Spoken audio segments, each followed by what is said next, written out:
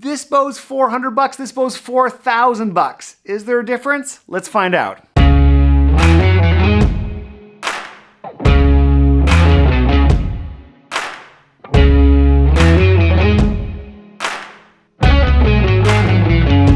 What's going on? It's Jason Heath, and I just got sent this box of bows from an American bow maker named Korus. I've heard a lot about his bows, can't wait to check them out. Got a couple bow cases in here.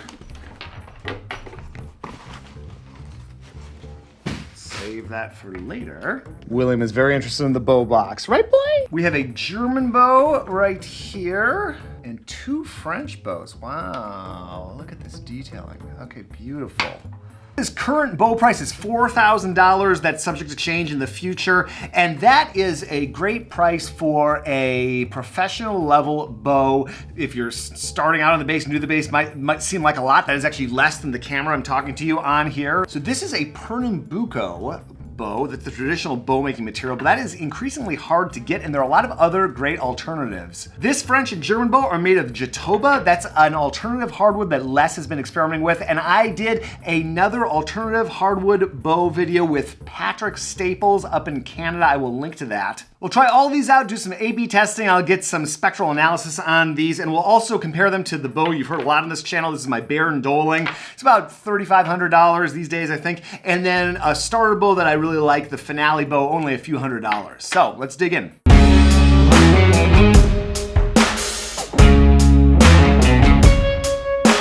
Let's start by taking a look at the Finale bow. I've talked about this bow before. I got it from the String Emporium a long time ago, and it's a dependable carbon fiber bow. The sound is simple. The bow's responsive.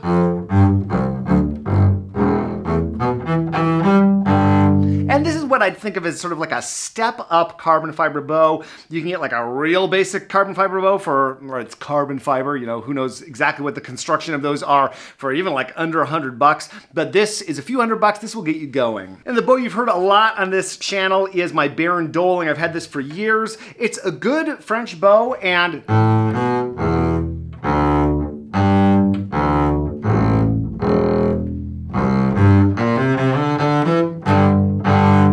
so the big thing for me with the Doling is it's just a more interesting sound. You're really getting some complexity to the sound. You're getting more bass, you're getting more highs. It always sounds a bit different away from the bass than under my ear, but I like it. It's responsive. It's not a super heavy bow, and yeah, it's worked well for me. It's not the best bouncing of bows. It's okay, and I'm used to it. The balance point is right around here. So yeah, you heard it a lot. I like it. It responds fairly quickly.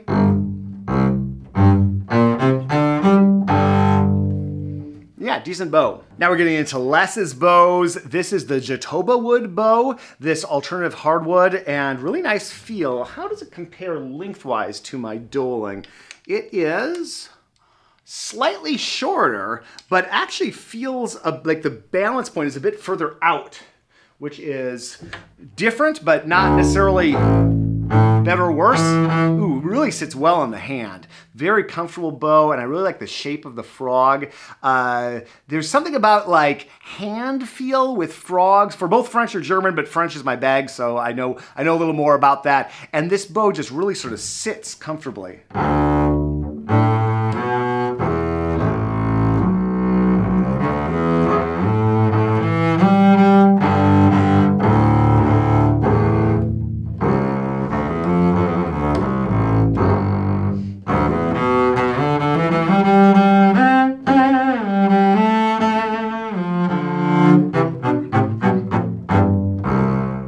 I like that a lot. And it's great to check out different hardwoods that contemporary bow makers are using. It's so important to find sources of wood that are going to be available in the future. And Pernambuco, just for a whole bunch of factors, is kind of a risky bet. Ooh, the more I play on this, the more I like this.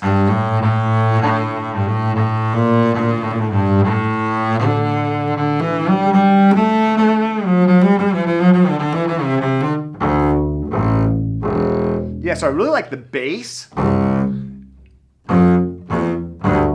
It's got a great response, and it feels a little bit, it's like driving a different car compared to my Baron Doling, but I actually really like the way it sits on the string.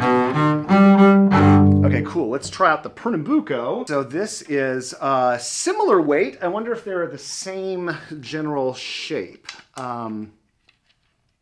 They look to be the same. The Jatoba has an eyelet on the frog, so I can tell that apart. The Pernambuco one does not. The tone. Whoa! So under my ear, there's a lot more high end. And it's probably got some Texas sizzle on it. That's what a lot of us call Pop's bass rosin. I actually haven't rosined this since pulling it out and getting it from Les. The other ones I put a little bit of Leatherwood Bespoke on. I guess I'll link up to something about that here. Done a bunch of videos about them. I really like the response. Sits on the string very well. So I guess a lot of it is the tone of the woods that I'm hearing the difference in, probably. Cool, well I'm gonna do an A, B, C, D, E, F test, just doing some simple stuff later on in the video so we can check that out. These are just initial impressions. So let's move over to the German bow side of things. Not my area of expertise, so apologies. This is a bow from the company I work for, Eastman Strings. This is a Pernambuco bow. I don't remember the exact price, probably a little more than the Finale bow, but still like a student level price. And actually similar to the Finale bow, it's got a nice sound, it just doesn't have as complex a sound as these premium bows we've been trying.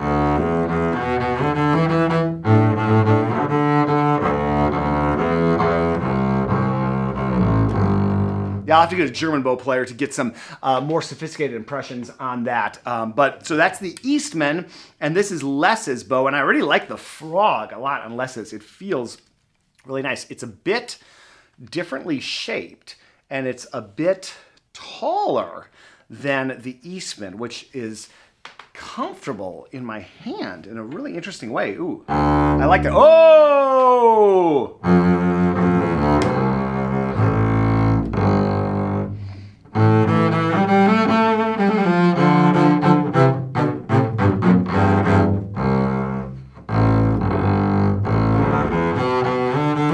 Ooh, okay, so I like that a lot. Again, my subpar German bow playing.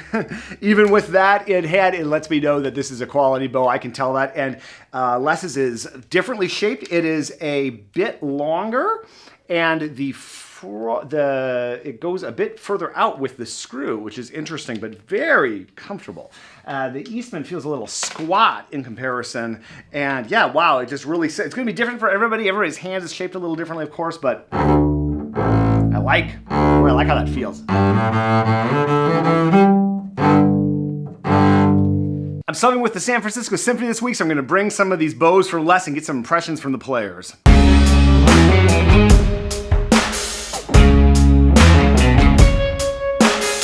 I took these bows to the Symphony, and Steve Tramontosi had a chance to check them out for a while. Really dug them, and this hardwood that Les is using, Jatoba. Steve has actually done some research on this and found that this is very, very similar to Pernambuco in terms of its characteristics.